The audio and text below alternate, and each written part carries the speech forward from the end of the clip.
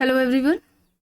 आज की इस क्लास में समाजशास्त्र से संबंधित एक महत्वपूर्ण अवधारणा या हम कहें बेसिक कॉन्सेप्ट जो है सोशल ग्रुप सामाजिक समूह से संबंधित प्रश्नों को देखने वाले हैं। क्लास शुरू हो इससे पहले आप सभी इस वीडियो को ज़्यादा से ज़्यादा लोगों के साथ शेयर भी ज़रूर कर दीजिए। अगर आप नेट जेआरएफ पीजीटी जीआईसी या फिर असिस्टेंट प्रोफेसर एग्जाम की तैयारी कर रहे हैं सोशियोलॉजी से, तो इस चैनल के साथ जुड़कर आप यहाँ से अपनी स्टडी को कंप्लीट कर सकते हैं। प्लेलिस्ट में उन सभी वीडियोज़ के फोल्डर्स मिल जाएंगे, आप वहाँ से उन वीडियोज़ को देख सकते हैं। एक इन्फॉर्मेशन है, समाजशास्त्र से संबंधित सभी परीक्षाओं के लिए यहाँ पर प्रैक्टिस सेट एंड सोशियोलॉजी के नोट्स पीडीएफ फॉर्मेट में प्रोवाइड कराए जा रहे हैं। इसके लिए आपको यहाँ पर व्हाट्सएप नंबर प्रोवाइड कराया गया है। नंबर है 790-555-3851 790-555-3851 ये नंबर है। इससे जुड़ी कोई भी जानकारी चाहते हैं तो आप इस नंबर पर मैसेज करके पूछ सकते हैं। समाजशास्त्र के नोट्स की बात की जाए तो आप यहाँ पर ये सारे टॉपिक्स देख सकते हैं। ये वन लाइनर में आपको मिल जाएगा। ये सभी एग्जाम्स को ध्यान में रखकर तैयार किए गए हैं। हायर एग्जाम जो कि अभी अप्रैल में होने वाला है, इसके प्रैक्टिस सेट की बात की जाए जीएस के प्रैक्टिस सेट की, तो इसमें प्रश्नों की संख्या 1000 से ज़्यादा देखने को मिलेगी। एंड इसका प्राइस पहले 199 था, जिसे कम करके 149 कर दिया गया है। एमपी असिस्टेंट प्रोफेसर के जीएस के प्रैक्टिस सेट की बात की जाए तो इसमें टोटल जो प्रैक्टिस सेट दिए गए हैं ये 15 है। प्रश्नों की बात की जाए तो 750 इसमें प्रश्न शामिल हैं, जिसका प्राइस 120 रुपये है। राजस्थान असिस्टेंट प्रोफेसर के जीएस के प्रैक्टिस सेट की बात की जाए तो इस प्रैक्टिस सेट में टोटल 15 प्रैक्टिस सेट मिल जाएंगे और इसका जो प्राइस है ये 99 रुपये है। कोई भी जानकारी चाहते हैं तो दिए गए व्हाट्सएप नंबर 790-555-3851 पर आप मैसेज करके पूछ सकते हैं। चलिए शुरू करते हैं। देखिए पहला प्रश्न है, समूह की व्याख्या वस्तुपरक व व्यक्तिपरक के रूप में किसने किया है? Robert King Merton, Durkheim, Johnson, Ginsburg यहाँ पर ऑप्शन है। समूह की व्याख्या वस्तुपरक व व्यक्तिपरक के रूप में इनमें से किसने की है? Robert King Merton, Durkheim, Johnson, Ginsburg यहाँ पर ऑप्शन है। राइट आंसर यहाँ पर क्या होगा? राइट आंसर यहाँ पर रॉबर्ट किंग मर्टन है। ठीक है, समूह की व्याख्या वस्तुपरक व व्यक्तिपरक के आधार पर किसने की है? मर्टन ने की है। ठीक है, मर्टन समूह के लिए 3 तत्वों को बताते हैं। ठीक है, 3 तत्व बताते हैं समूह के निर्माण के लिए होने चाहिए। अब 3 तत्वों में पहला कहते हैं कि समूह के निर्माण में पहले तो बात यह है कि 2 या 2 से अधिक व्यक्ति होने चाहिए। समूह के निर्माण के लिए 3 तत्व बताते हैं, जिसमें वो पहले नंबर पर बोलते हैं, पहला तत्व बताते हैं कि समूह के निर्माण के लिए 2 या 2 से अधिक व्यक्ति होने चाहिए। और उन न केवल व्यक्ति बल्कि दूसरा आधार में कहते हैं कि उन व्यक्तियों के बीच में संबंध पाए जाने चाहिए। ठीक है, 2 या 2 से अधिक व्यक्तियों का होना, सेकंड है उनके बीच संबंधों का पाया जाना, और तीसरा तत्व की बात करते हैं कि व्यक्ति के अंदर यह भावना होना कि व्यक्ति उस समूह का सदस्य है और समूह के अंदर भी यहाँ पर मेन बात है कि व्यक्ति जब ये समझे कि व्यक्ति के अंदर ये भावना हो कि वो व्यक्ति उस ग्रुप का मेंबर है, तो ये किसको बताएगी? ये व्यक्तिपरक की भावना है। ठीक है, तथा दूसरा समूह के सदस्यों में भी, जो बाकी समूह के सदस्य हैं उनमें भी ये भावना का होना कि ये जो व्यक्ति है यह हमारे ग्रुप का मेंबर है, ये वस्तुपरक भावना हो जाएगी। ठीक है, तो ये यहाँ पर देखिए प्रश्न इस तरीके से बना कि समूह की व्याख्या वस्तुपरक व व्यक्तिपरक के रूप में किसने की है? मर्टन ने की है। 3 तत्व बताए, पहला 2 या 2 से अधिक व्यक्ति का होना, दूसरे तत्व में उन व्यक्तियों के बीच में संबंधों का पाया जाना, तीसरे तत्व में ये बात कही कि व्यक्ति के अंदर यह भावना होना कि वह व्यक्ति उस ग्रुप का, उस समूह का सदस्य है। यह भावना व्यक्तिपरक को दर्शाएगी और समूह के अन्य सदस्यों के अंदर भी यह भावना का होना कि ये जो व्यक्ति है ये हमारे समूह का सदस्य है, ये वस्तुपरक में आएगा। ठीक है, तो यहाँ पर क्या हो जाएगा? मर्टन हो जाएगा। ऑप्शन ए यहाँ पर राइट होगा। प्रश्न है, संरचना के आधार पर समूहों का वर्गीकरण किसने किया है? स्पेंसर, दुर्खीम, सैडरसन, गुडे यहाँ पर ऑप्शंस है। पूछा जा रहा है संरचना के आधार पर। ठीक है, संरचना के आधार पर समूह का जो वर्गीकरण है यह इनमें से किसने किया है? स्पेंसर, दुर्खीम, सैडरसन, गुडे यहाँ पर ऑप्शंस है। स्पेंसर, दुर्खीम, सैडरसन, गुडे यहाँ पर ऑप्शंस दिए गए हैं। संरचना के आधार पर समूह का वर्गीकरण किसने किया था? सैडरसन ने किया था। यहाँ पर सैडरसन ऑप्शन सी यहाँ पर राइट आंसर हो जाएगा। 3 तरह के समूह की बात करते हैं, ठीक है। पहले समूह की हम बात करें तो ऐच्छिक समूह की बात करते हैं, ठीक है। पहला समूह क्या हो जाएगा, ऐच्छिक समूह हो जाएगा, ऐच्छिक समूह। दूसरा जो समूह की बात करते हैं इसमें ये अनैच्छिक समूह की बात करते हैं, दूसरा अनैच्छिक समूह हो जाएगा, अनैच्छिक समूह है। और तीसरा हो जाएगा प्रतिनिधिक समूह, ठीक है। ऐच्छिक समूह, अनैच्छिक समूह और प्रतिनिधिक समूह की बात किसने की है, सैडरसन ने की है, ठीक है। यहाँ पर ऑप्शन सी हो जाएगा। और ये 3 प्रकार समूह के संरचना के आधार पर सैडरसन द्वारा बताया गया। ऐच्छिक समूह जिसमें कि व्यक्ति सदस्य होता है ना, जिसका व्यक्ति अपनी इच्छा से सदस्य होता है, ठीक है। अब आप किसी व्यक्ति अपने उद्देश्यों को प्राप्त करने के लिए उस समूह की सदस्यता को लेता है, ये इसमें ये आ सकता है, ठीक है। अनैच्छिक जिसमें अनिवार्य रूप से सदस्य है, ठीक है, परिवार हो जाएगा, नातेदारी समूह हो जाएगा। प्रतिनिधिक समूह में सैडरसन कहते हैं जैसे कि ग्राम पंचायत का कोई सदस्य है या राज्यसभा का कोई सदस्य है, उसको प्रतिनिधिक समूह में ये रखते हैं। चलिए आगे देखते हैं। यहाँ पर अर्ध समूह का उदाहरण पूछा जा रहा है, नहीं है। देखिए यहाँ पर लिखा गया है, दिया गया है, सिनेमा देखते लोग, बस का इंतजार करते लोग, रेल में यात्रा करते लोग, ऑफिस में काम करते कर्मचारी। अर्ध समूह का उदाहरण नहीं है। अगर हम अर्ध समूह की बात करें या आभासी समूह की बात करें तो सबसे पहले ये अवधारणा जिन्सबर्ग के द्वारा दी गई थी, ठीक है। सबसे पहले अवधारणा जिन्सबर्ग ने दी थी और उसके बाद यह अवधारणा बोटोमोर के द्वारा दी गई है, ठीक है। हो सकता है विकल्प में जिन्सबर्ग ना हो, बोटोमोर हो, तो आपको बोटोमोर को टिक करना होगा। जिन्सबर्ग के द्वारा सबसे पहले और फिर बोटोमोर ने अर्ध समूह या आभासी समूह की अवधारणा दी थी। इन्होंने कहा था व्यक्तियों का ऐसा संकलन जिसमें निश्चित संगठन व संरचना का अभाव होता है, लोग एक दूसरे के प्रति जागरूक नहीं होते कि वे एक ग्रुप के मेंबर है। जैसे कि रेलवे स्टेशन पर रेल का इंतजार करते हुए लोग, बस स्टैंड में बस का इंतजार करते हुए लोग, तो इसमें सदस्यों में व्यक्तियों के ऐसे संकलन में संरचना संगठन का जागरूकता का अभाव है। तो ऐसे व्यक्तियों के समूह को हम क्या कहेंगे, ऐसे व्यक्तियों के संकलन को हम आभासी समूह या अर्ध समूह कहेंगे। यहाँ पूछा जा रहा है नहीं है उदाहरण, तो यहाँ पर ऑफिस में काम करते कर्मचारी हो जाएंगे। विकल्प डी यहाँ पर राइट आंसर हो जाएगा। चलिए अब यहाँ पर देखिए प्रश्न है, प्राथमिक समूहों को मानव स्वभाव की पोशिकाएं किसने कहा। समनर, बोगार्डस, कूले, मैकएवर, पेज यहाँ पर ऑप्शंस दिए गए हैं। प्राथमिक समूहों को मानव स्वभाव की पोशिका किसने कहा है, सही आंसर यहाँ पर क्या होगा। प्राथमिक समूह मानव स्वभाव की पोशिका है, यह बात इनमें से किसके द्वारा कही गई है। यहाँ पर सही विकल्प होगा कूले, ठीक है। कूले होगा, ऑप्शन सी यहाँ पर राइट आंसर हो जाएगा। प्रश्न है निम्न में से कौन सा द्वितीयक समूह है। परिवार, ऑफिस, बच्चों का खेल समूह, पड़ोस, यहाँ पर ऑप्शंस है। द्वितीयक समूह पूछा जा रहा है तो यहाँ पर देखिए परिवार, बच्चों का खेल समूह, पड़ोस, ये प्राथमिक समूह में आएंगे। ऑफिस द्वितीयक समूह का उदाहरण हो जाएगा, ठीक है।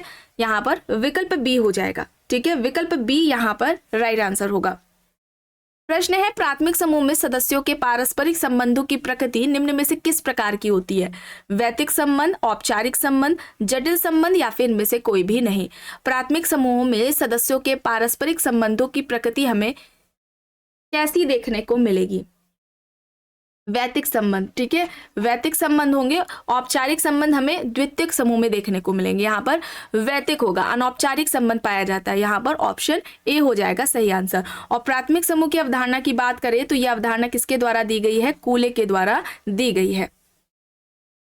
अब देखिए यहाँ पर प्रश्न है क्षेत्रीय समूह, हितों के प्रति चेतन समूह, निश्चित संगठन वाले समूह और अनिश्चित संगठन वाले समूह, ये वर्गीकरण दिया है। ऑप्शंस में मैकएवर एंड पेज है, किंग्सले डेविस है, आर के मर्टन है, बियरस्टेट है। क्षेत्रीय समूह, हितों के प्रति चेतन समूह, निश्चित संगठन वाला समूह और अनिश्चित संगठन वाला समूह, समूह का ये क्लासिफिकेशन किसके द्वारा दिया गया है, किसके द्वारा दिया गया है। ऑप्शंस में मैकएवर एंड पेज है, किंग्सले डेविस है, रॉबर्ट किंग मर्टन है, रॉबर्ट बियरस्टेट है। ये क्लासिफिकेशन मैकएवर एंड पेज के द्वारा दिया गया है, ठीक है। ये समूह का वर्गीकरण मैकएवर एंड पेज के द्वारा दिया गया है, यहाँ पर ऑप्शन ए हो जाएगा सही आंसर। प्रश्न है निम्न में से कौन एक सामाजिक समूह के निर्माण में आवश्यक तत्व है। प्रयोग, अवलोकन, अंतःक्रिया, खोज, यहाँ पर ऑप्शंस है।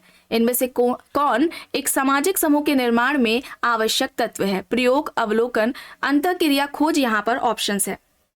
सही आंसर यहाँ पर क्या होगा, सही आंसर यहाँ पर अंतरक्रिया होगा, ठीक है। समूह सामाजिक समूह के निर्माण के लिए आवश्यक तत्व, इनमें से अंतरक्रिया है। यहाँ पर सही आंसर सी हो जाएगा। ठीक है, केवल व्यक्तियों के मात्र संकलन को ही हम समूह नहीं कहते हैं, ध्यान रखिएगा, केवल व्यक्तियों के संकलन को ही हम समूह नहीं कहते हैं, बल्कि समूह के निर्माण के लिए उन व्यक्तियों के बीच में, व्यक्तियों का जो संकलन, उन व्यक्तियों के बीच में संबंधों का होना भी जरूरी है। ठीक है, और ये संबंध कैसे, इन संबंधों का निर्माण होगा जब उन व्यक्तियों के बीच में पारस्परिक अंतरक्रिया होगी। ठीक है, पारस्परिक अंतरक्रिया होगी और ये अंतरक्रिया निरंतरता का स्वरूप ले लेगी, तो यह आगे जाकर संबंधों का निर्माण करती है। ठीक है, तो केवल व्यक्तियों के संकलन को ही हम समूह नहीं कहेंगे, बल्कि उन व्यक्तियों के बीच में पारस्परिक संबंधों का पाना भी, संबंधों का होना भी जरूरी है। ठीक है, और जो मर्टन है उन्होंने ये भी कहा था कि केवल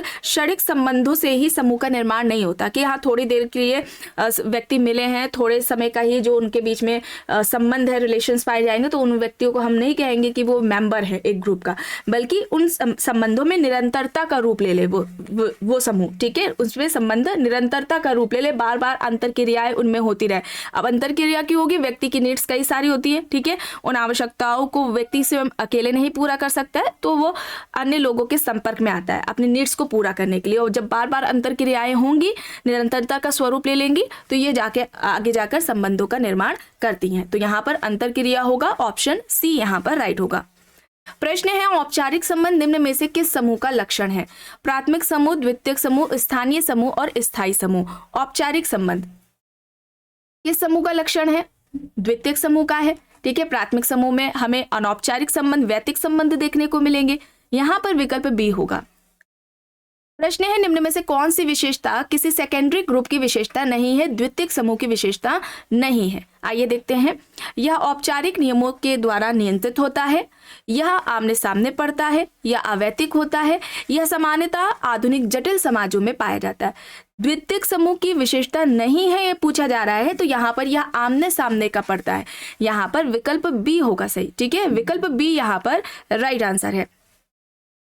प्रश्न है, निम्न में से किस समाजशास्त्री ने प्राथमिक समूह की अवधारणा को प्रस्तावित किया? George Herbert Mead, C.H. Cooley, Emile Durkheim, R.K. Merton. यहाँ पर ऑप्शंस है। प्राथमिक समूह की बात हो रही है, किसके द्वारा अवधारणा दी गई थी? C.H. कूले के द्वारा दी गई थी। किस पुस्तक में दी गई थी? तो पुस्तक भी याद रखिएगा, सोशल ऑर्गेनाइजेशन, सामाजिक संगठन है। कब आती है ये पुस्तक? 1909 में आती है। प्राथमिक समूह से संबंधित कूले ने 3 उदाहरण भी दिए थे, परिवार, पड़ोस, मित्र मंडली या मित्र समूह। परिवार, पड़ोस, मित्र मंडली, ये 3 समूह, ये 3 उदाहरण प्राथमिक समूह से संबंधित है, जो कि कूले के द्वारा बताए गए हैं। ठीक है, अब इनकी इस अवधारणा से संबंधित इस तरीके से प्रश्न पूछा जाता है। अब यहाँ पर देखिए प्रश्न है, इनमें से कौन सी प्राथमिक समूह की विशेषता नहीं है? शारीरिक समीपता, छोटा आकार, संबंध स्वयं साध्य होते हैं, संबंधों की लघु अवधि। यहाँ पर देखिए पूछा जा रहा है विशेषता नहीं है प्राथमिक समूह की, तो कौन सी नहीं होगी? संबंधों की लघु अवधि। ठीक है, संबंधों की लघु अवधि ये द्वितीयक समूह की विशेषता है। क्योंकि द्वितीयक समूह का निर्माण व्यक्ति अपनी निश्चित आवश्यकताओं को पूरा करने के लिए करता है, तो ऐसे समूह की, द्वितीयक समूह की जो प्रकृति होगी वो अस्थायी होगी, तो वहां पर संबंध लघु अवधि के होंगे। ठीक है, यहाँ पर ये नहीं है, ये सेकेंडरी ग्रुप की विशेषता है। बाकी सारे हैं प्राथमिक समूह की विशेषता है, यहाँ पर डी हो जाएगा। ठीक है, चलिए अब यहाँ पर देखिए, आमने सामने के घनिष्ठ संबंधों वाले समूह का क्या नाम है? द्वितीयक समूह, संदर्भ समूह, प्राथमिक समूह या फिर औपचारिक समूह? आमने सामने के घनिष्ठ संबंधों वाले समूह को हम क्या कहेंगे? प्राथमिक समूह कहेंगे, प्राइमरी ग्रुप। यहाँ पर ऑप्शन सी हो जाएगा राइट आंसर, प्राइमरी ग्रुप होगा। प्रश्न है, जिन समूहों की प्रकृति अस्थायी होती है और जो उद्देश्य पूर्ति के उपरांत टूट जाते हैं, उन्हें क्या कहा जाता है? ऑप्शंस में दिए गए हैं, अनिश्चित संगठन वाले समूह, निश्चित संगठन वाले समूह, हितों के प्रति चेतन समूह और प्राथमिक समूह। देखिए प्रश्न है, जिन समूहों की प्रकृति अस्थायी होती है और जो उद्देश्य पूर्ति के, उद्देश्य को पूरा करने के बाद समाप्त हो जाते हैं, टूट जाते हैं, तो ऐसे समूह को हम क्या कहेंगे? अनिश्चित संगठन वाले समूह, निश्चित संगठन वाले समूह, हितों के प्रति चेतन समूह या फिर प्राथमिक समूह। ऐसे समूह को हम क्या कहेंगे? हितों के प्रति चेतन समूह कहेंगे। और इस समूह की बात मैकवर एंड पेज ने की थी, ये भी याद रखिएगा। ठीक है, विकल्प सी यहाँ पर राइट होगा। प्रश्न है, किसने सामाजिक समूहों का वर्गीकरण ऊर्ध्व और क्षैतिज समूह में किया है? ऊर्ध्व सामाजिक समूह और क्षैतिज समूह में किसने किया है क्लासिफिकेशन सामाजिक समूह का? ऑप्शंस में है कूले, समनर, W.F. ऑगबर्न, मिलर यहाँ पर ऑप्शन है। कूले, समनर, ऑगबर्न, मिलर यहाँ पर ऑप्शन है।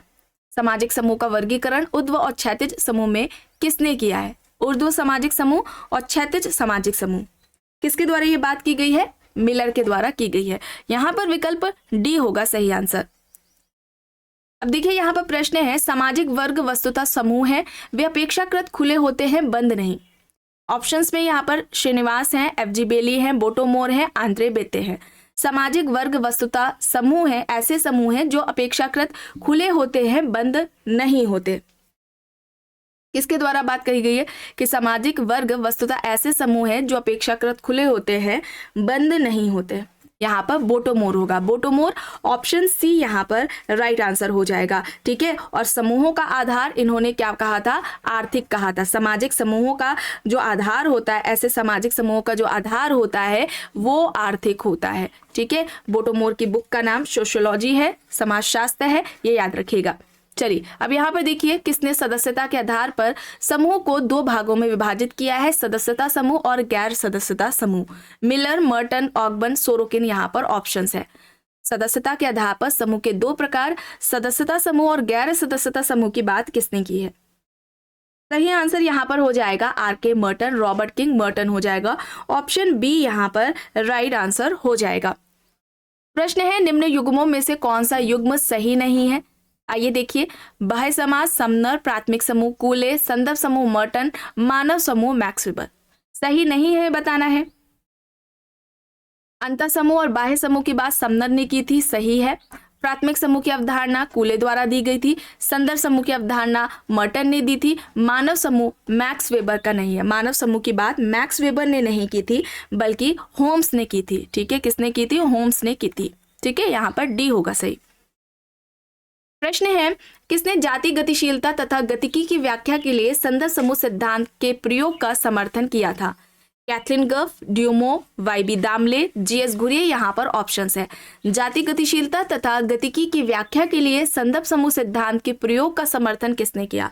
कैथलीन गफ, ड्यूमो, वाई.बी. दामले, जी.एस. घुरिये यहाँ पर ऑप्शंस है।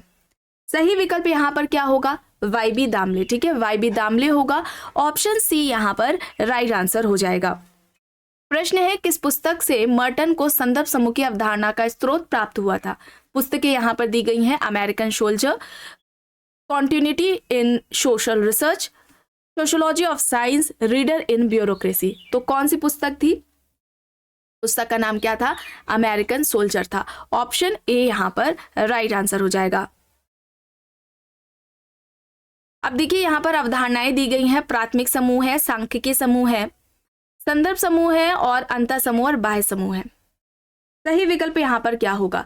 प्राथमिक समूह की हम बात करें तो प्राथमिक समूह प्राइमरी ग्रुप का कॉन्सेप्ट कूले का था, यहाँ पर ए का सेकंड हो जाएगा। ये देखिए एक ही विकल्प है, ऑप्शन बी। सांख्यिकी समूह की बात करें, रॉबर्ट बियरस्टेन ने बात की थी, 4 प्रकार के समूह की बात की थी, उसमें से एक सांख्यिकी समूह भी था। संदर्भ समूह की हम बात करें तो संदर्भ जो समूह है ये किसने बताया है? मर्टन ने बताया है। और अंतर समूह बाह्य समूह का कॉन्सेप्ट समनर का हो जाएगा। तो यहाँ पर विकल्प क्या होगा? बी होगा सही, ठीक है। ऑप्शन बी यहाँ पर राइट है।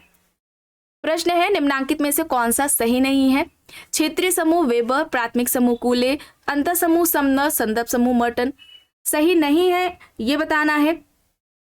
तो संदर्भ समूह की बात मर्टन ने की थी, बिल्कुल सही। अंतर समूह बाह्य समूह की बात समनर ने की थी। प्राथमिक समूह की अवधारणा कूले की है, सही नहीं है पूछा जा रहा है। क्षेत्रीय समूह वेबर के द्वारा नहीं बताया गया था। क्षेत्रीय समूह की बात किसने की थी?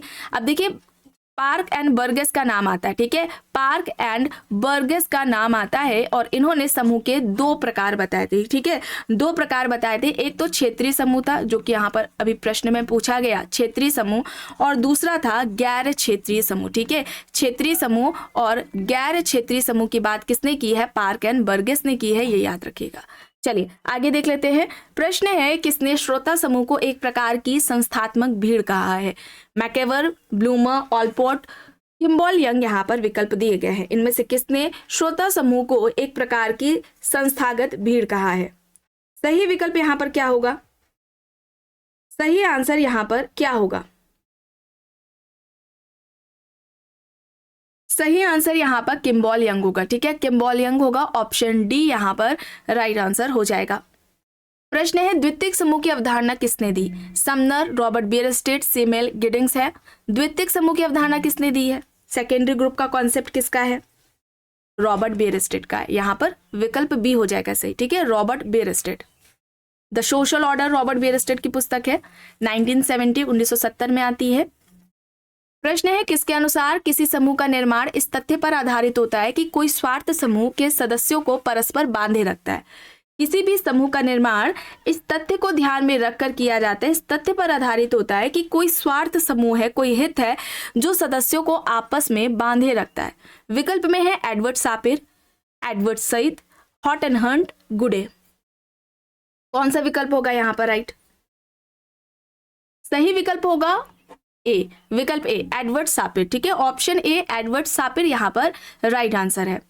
चलिए अब यहाँ पर देखिए समूह के 4 प्रकार, जननिक समूह, इकट्ठे समूह, वियोजक समूह और सम्मिश्रित समूह किसने बताए? आर बियरस्टेट, गिडिंग्स, वॉर्ड, मिलर यहाँ पर ऑप्शंस है। रॉबर्ट बियरस्टेट, गिडिंग्स, वॉर्ड, मिलर यहाँ पर ऑप्शंस है। समूह के ये 4 प्रकार गिडिंग्स के द्वारा बताए गए हैं, यहाँ पर ऑप्शन बी हो जाएगा सही आंसर। अच्छा देखिए प्रश्न है समाजशास्त्र समूह का विज्ञान है या किसका कहना है? समाजशास्त्र को समूह का विज्ञान किसने कहा है? ऑप्शंस में है Johnson, Max Weber, Andre Beteille, Karl Marx. समाजशास्त्र समूह का विज्ञान है यह बात किसने की है? समाजशास्त्र समूह का विज्ञान है यह कहना जॉनसन का है, ठीक है, जॉनसन का है। ऑप्शन ए यहाँ पर राइट आंसर हो जाएगा। प्रश्न है किसने प्राथमिक समूह को मानव संघों का प्रतिनिधि कहा? Newcomb, Johnson, Kimball Young, Park and Burgess. प्राथमिक समूह को मानव संघों का प्रतिनिधि किसने कहा? Newcomb, Johnson, Kimball Young, Park and Burgess options में यहाँ पर। प्राथमिक समूह मानव संघों का प्रतिनिधि है, यह कहना किसका है? किम्बॉल यंग का है, ठीक है, किसका कहना है? किम्बॉल यंग का है। ऑप्शन सी यहाँ पर राइट आंसर हो जाएगा। प्रश्न है कि समाजशास्त्री ने समूह निर्धारण के 26 आधार बताए। समूह निर्धारण के 26 आधार किसके द्वारा बताए गए हैं? विकल्प में ग्रीन है, मर्टन है, गिटलर है, कूले है। ग्रीन, मर्टन, गिटलर, कूले दिए गए हैं। समूह निर्धारण के 26 आधार किसने बताए हैं? मर्टन ने बताए हैं, Robert King Merton. Option b यहाँ पर राइट आंसर हो जाएगा। आखिरी प्रश्न है अर्ध समूह व आभासीय समूह की अवधारणा किसने दी? विकल्प में है कूले, किंग्सले डेविस, बोटोमोर, जॉनसन। अर्ध समूह व आभासी समूह, ऐसा समूह जिसमें निश्चित संगठन व संरचना का अभाव होता है। व्यक्तियों का ऐसा संकलन जिसमें निश्चित संगठन व संरचना का अभाव होता है। लोग एक दूसरे के प्रति जागरूक नहीं होते हैं कि वे एक ही ग्रुप के मेंबर हैं, जैसे कि बस स्टैंड पर बस का वेट करते हुए, रेलवे स्टेशन पर ट्रेन का वेट करते हुए लोग। तो ऐसे व्यक्तियों के संकलन को हम आभासी समूह या अर्ध समूह या जिसे इंग्लिश में क्वाइसी ग्रुप कहा जाता है, ठीक है। तो यह अवधारणा किसके द्वारा दी गई थी? सबसे पहले जिन्सबर्ग ने दी थी, ठीक है, याद रखिएगा, पूछा जाए सबसे पहले तो जिन्सबर्ग ने दी थी एंड बाद में बोटोमोर ने दी थी। यहाँ पर जिन्सबर्ग नहीं है, बोटोमोर है, तो यहाँ पर बोटोमोर होगा, ठीक है, ऑप्शन सी होगा, ठीक है। सबसे पहले पूछा जाएगा तो जिन्सबर्ग, बाकी दोनों तो ऑप्शन में एक साथ नहीं देंगे, दोनों ही देंगे, तो उनमें से जो जिन्सबर्ग एंड बोटोमोर दोनों ही राइट हो जाएगा, ठीक है। तो यहाँ पर क्या होगा? बोटोमोर होगा, ऑप्शन सी यहाँ पर राइट आंसर हो जाएगा। तो आज की इस क्लास में बस इतना ही। आई होप ये आपको पसंद आई होगी। अगर पसंद आई है तो प्लीज लाइक करिएगा, कमेंट करके जरूर बताइएगा। चैनल पर अगर आप नए हैं तो चैनल को भी जरूर सब्सक्राइब कर लीजिएगा एंड इस वीडियो को जितना हो सके ज्यादा से ज्यादा लोगों के साथ शेयर भी जरूर करिएगा।